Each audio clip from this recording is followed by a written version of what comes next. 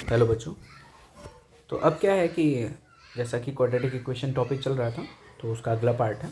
Topic है relation between zeros and coefficient. ठीक है, तो relation between zeros and coefficient क्या होता है, ज़रा देखते हैं कि अगर आपको कोई भी क्वेश्चन दे रखा है, जैसे कोई इक्वेशन दे रखी है, if a x square plus b x plus C is equal to zero, right.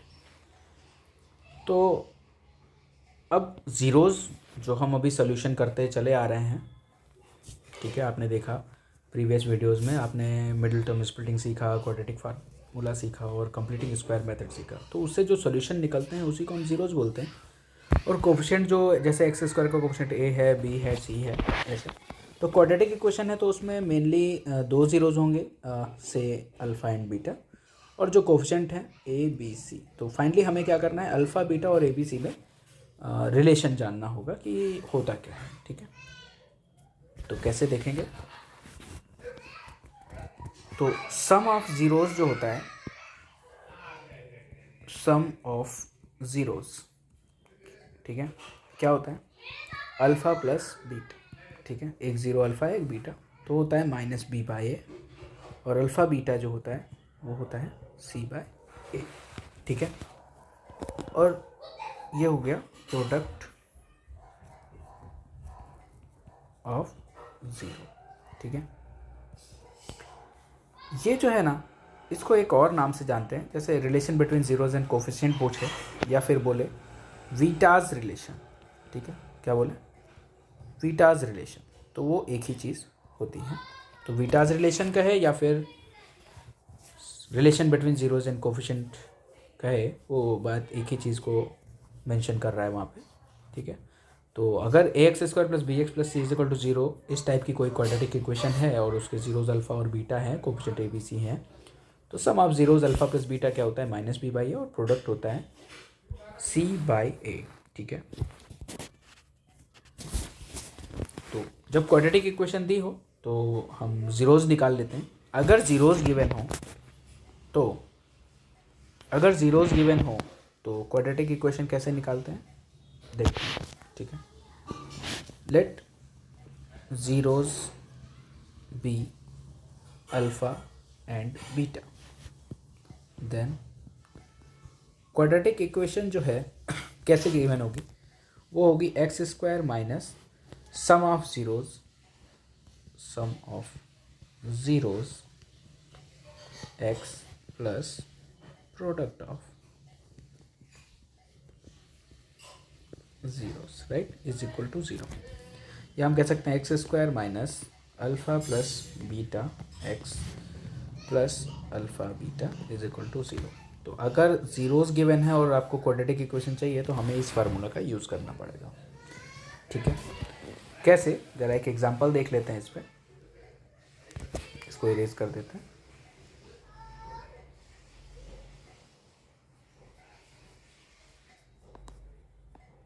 भाई इक्वेशन गिवन है तो क्वाड्रेटिक इक्वेशन के कैसे उसको सॉल्व करके हम ज़ीरोज़ निकालते हैं, ये तो हम सीख चुके हैं। अभी सपोज़ करिए, सपोज़ 2 and 3 आर ज़ीरोज़, ठीक है, ऑफ क्वाड्रेटिक इक्वेशन। ठीक है, क्वाड्रेटिक इक्वेशन के ये ज़ीरोज़ दे रखे हैं, तो वो इक्वेशन कैसे गिवन होगी, चलिए जानते हैं।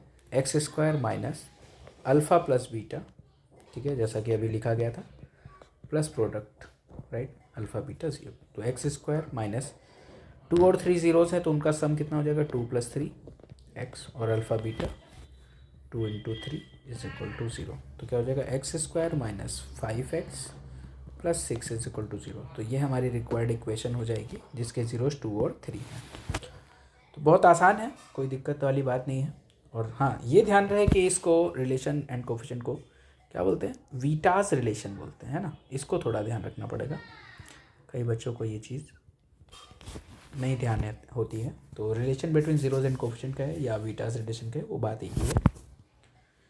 तो अगला टॉपिक है हमारा नेचर ऑफ रूट्स। तो नेचर ऑफ रूट्स का मतलब क्या है कि नेचर जानने के लिए कि उसका सम जो है, मतलब रूट्स का साइन जो है वो प्लस है माइनस है, कैसा है वो, मतलब इमेजनरी हैं या रियल हैं, इस टाइप के नेचर होते हैं रूट्स के। तो उसको जानने के लिए हम कैसे उसको चेक करते हैं, चलिए देखते हैं।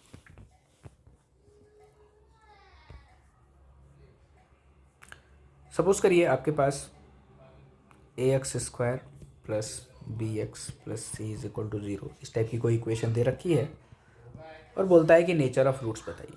तो उसके लिए आपने एक क्वाड्रेटिक फार्मूला पढ़ा हुआ है। क्वाड्रेटिक फार्मूला क्या पढ़ा था हमने, x is minus B plus minus under root b² minus 4ac/2 right.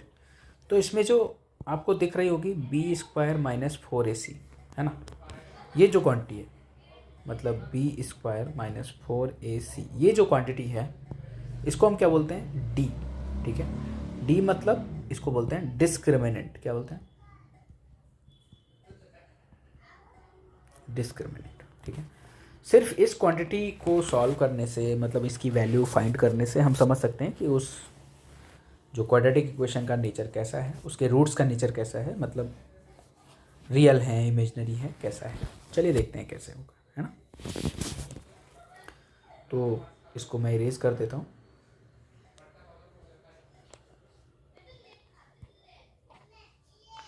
तो मेनली हमें क्या करना है, d की वैल्यू निकालनी है डिस्क्रिमिनेंट। तो d is equal to b² minus 4ac ऐसा।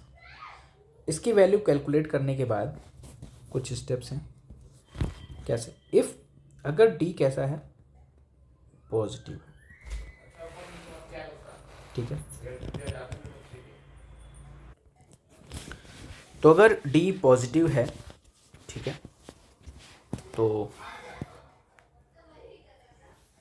d अगर पॉजिटिव है मतलब d जो डिस्क्रिमिनेंट है हमारा b² माइनस 4ac, उसकी वैल्यू हमने सॉल्व करी और कुछ पॉजिटिव वैल्यू आ जाती है।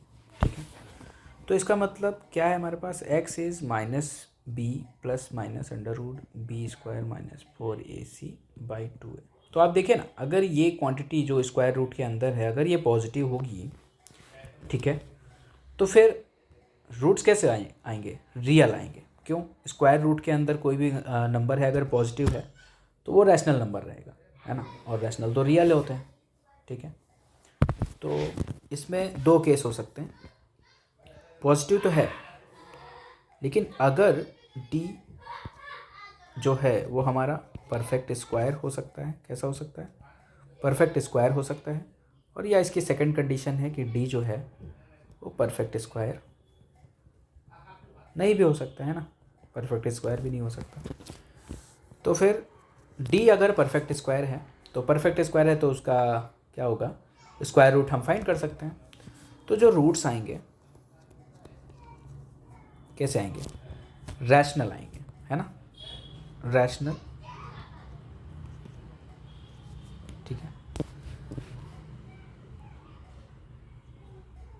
और डिफरेंट।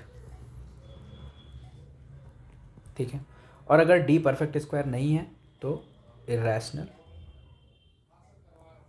And different. ठीक है, रैशनल एंड डिफरेंट का मतलब है कि भाई परफेक्ट स्क्वायर होगा स्क्वायर रूट के अंदर, मान लीजिए 4 है तो हम स्क्वायर रूट के बाहर 2 कर लेंगे, है ना। तो अगर 2 को हम किसी नंबर में ऐड करते हैं माइनस b में तो वो भी एक रैशनल नंबर ही आएगा। ठीक है, और एक बार प्लस करेंगे माइनस करेंगे तो फिर वो डिफरेंट आ जाएगा। तो d अगर परफेक्ट स्क्वायर है तो रैशनल एंड डिफरेंट आएगा। ठीक है, और अगर d परफेक्ट स्क्वायर नहीं है तो वो इरेशनल एंड डिफरेंट आएगा। दोनों ही कंडीशन में हम रूट्स को रियल जरूर बोलेंगे, है ना, रियल रूट्स। मतलब d अगर पॉजिटिव है तो सबसे पहले तो हमें क्या बोलना है कि जो रूट्स है वो रियल है और डिफरेंट है। लेकिन अगर और भी उसके अंदर डेप्थ में जाता है और पूछता है कि मतलब रैशनल या इरेशनल है, तो ये इन बातों पे डिपेंड करेगा कि d परफेक्ट स्क्वायर है या d परफेक्ट स्क्वायर नहीं है। अगर d परफेक्ट स्क्वायर है तो वो रैशनल आ जाएगा और अगर परफेक्ट स्क्वायर नहीं है तो वो इरेशनल आ जाएगा। ठीक है।